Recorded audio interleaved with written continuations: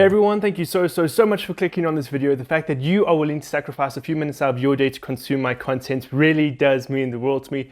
So guys, for those of you that don't know, I review everything that gets released on Netflix. So if you're ever curious about a new movie, series or show, and if you want to know if it's any good or not, come to my channel and I will let you know. Today we're going to be talking about Tekken Bloodline, and I have to say this, for as long as I can remember, I've been a massive Tekken fan. It was one of the first games I ever bought myself for my PlayStation 2 was Tekken 5. Love that franchise, love the universe they've created. So when I saw the trailer for this, I was incredibly excited and I was ready for it. But I think we all remember the live action Tekken movie and how it kind of just took the vague idea of Tekken and a vague idea of what the characters were and just made a whole new creation. And a lot of us were incredibly disappointed by it, but I can say thankfully that this is such a faithful adaptation of the video game franchise. I have to say it's probably one of the best, most faithful adaptations I've ever watched, actually. Yes, there are a few little differences or changes from character designs and character motivations, and I'll break that down a little bit later. But on the whole, this was such a faithful, loving adaptation. You can tell that the people who made this adaptation were fans of the games.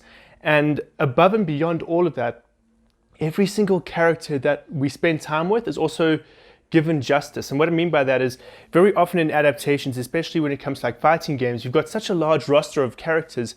How do you give this roster enough love, all of these individual characters enough love? I have to say, I think that's something that a little bit of fans will be disappointed about because we focus on such a small core audience. But for the audience we do, for the characters we do spend time with, they're handled so incredibly well. So let's get straight to the story. Ultimately, we follow Jin Kazama and his story, and it's very close to the story that we also follow in the Tekken games, especially around Tekken 4. I would say Tekken 3 and Tekken 4, definitely in that realm.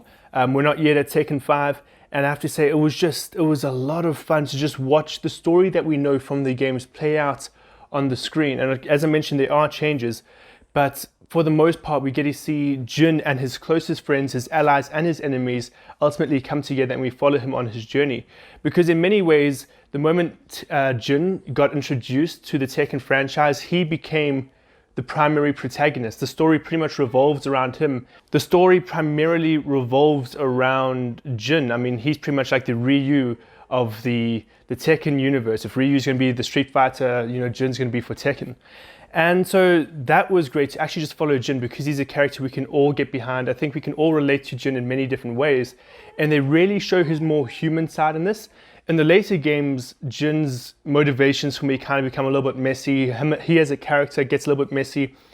But here in this series, we get a real human version of Jin. We really get to understand his motivations and we support him. He's a protagonist you want to when you want to support.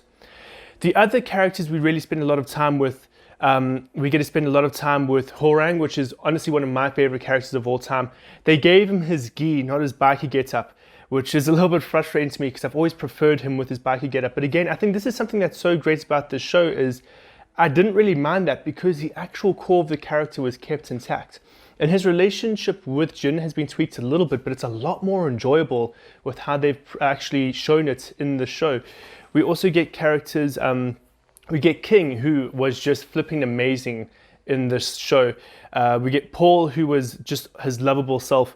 Again, his character design has been tweaked a little bit. He's a lot slimmer, which I think they were trying to make him look a little bit more realistic. But then when you see Heihachi Mishima, he's still this massive, bulking mass of just muscle. So I kind of wish they made Paul a little bit bigger. But again, across the board, all these characters are treated with respect. We get time with Nina Williams. We get times with your Jin's closest friend. I can never pronounce her name, so I'm not even going to try. Heihachi Mishima, of course. But we do get a few original characters as well who really actually help the story. They don't take the spotlight away from any of the characters we want to spend time with, but they do serve a narrative function, which was also great as well. Look, all in all, I have to say this is a Tekken game brought to life. We have the exact same choreography from the games put on screen.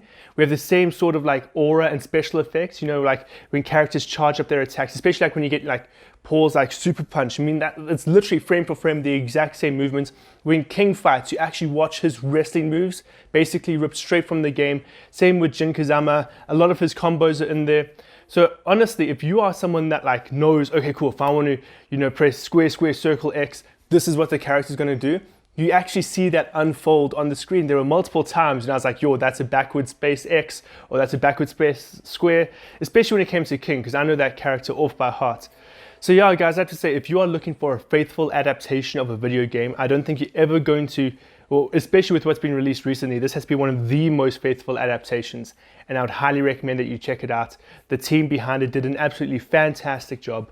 So yes, if you're a fan of Tekken, if you're just a fan of fighting games in general, or if you're just a fan of, you know, revenge, if you're a fan of action, then this is definitely an anime that you want to check out. Awesome, guys. If you enjoyed this video, please give me a like. Do not be afraid to subscribe to my YouTube channel, and I hope to see you again in another review.